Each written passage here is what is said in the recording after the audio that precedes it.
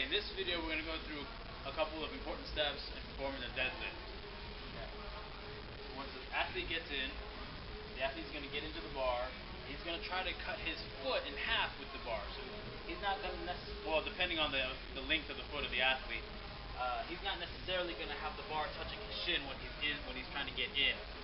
So once he finds that spot where the bar crosses the midpoint of his foot, that's where his starting stance is. Another important step or important aspect of the foot placement is you're trying to have your stance where you jump. So you see a lot of athletes out here trying to deadlift out here with their hands in and whatnot. This isn't where they jump. So you want to try to have your feet underneath your hips as much as possible, or depending on the athlete, wherever it is that they're jumping from. So as long as you're good, you're set. Okay. So the next step is finding that grip, the grip placement.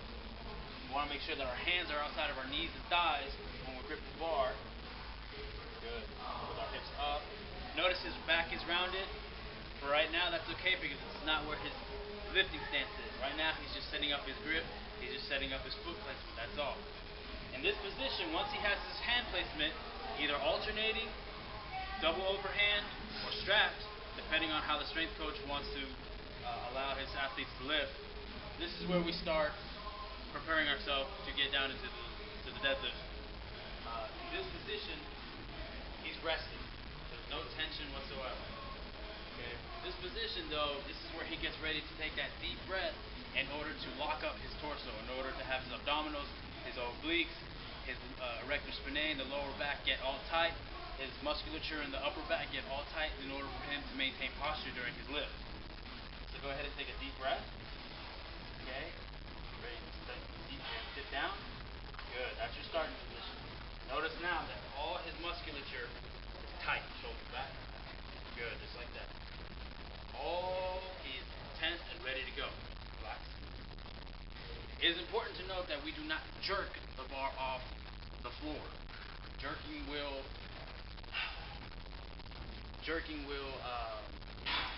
get him out of his lifting stance. So go ahead and get down like you were. Okay.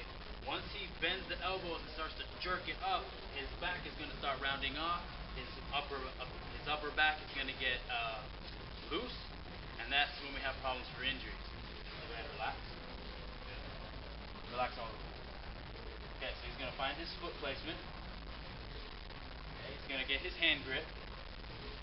Outside of the knees, outside of his thighs. Okay, he's in his ready position. Now he's going to take a deep breath and tighten up his torso and back. Okay, from here, we're going to press through the floor, through our heels, making sure that we're never on our toes. So press through your heels and lift the bar. Good. Drop it. Good. Reposition yourself.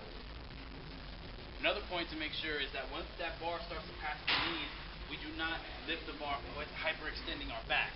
This places too much stress on the lower back and is a great way to injure your athlete. So what you want to make sure your athlete does is that when he gets that bar up to his knees, that he contracts his glutes, powerful contraction of the glutes to help extend the hips. And that's it. Go ahead. Foot placement. Hand placement. Deep breath. Pull. Good.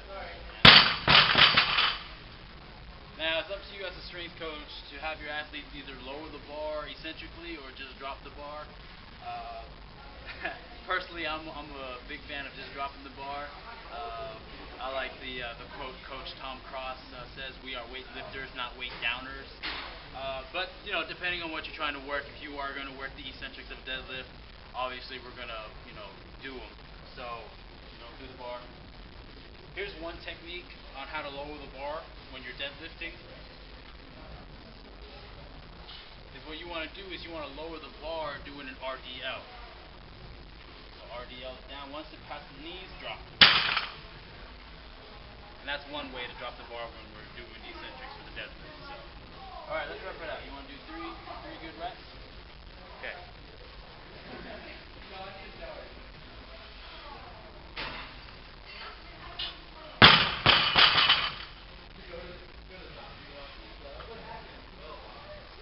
Good.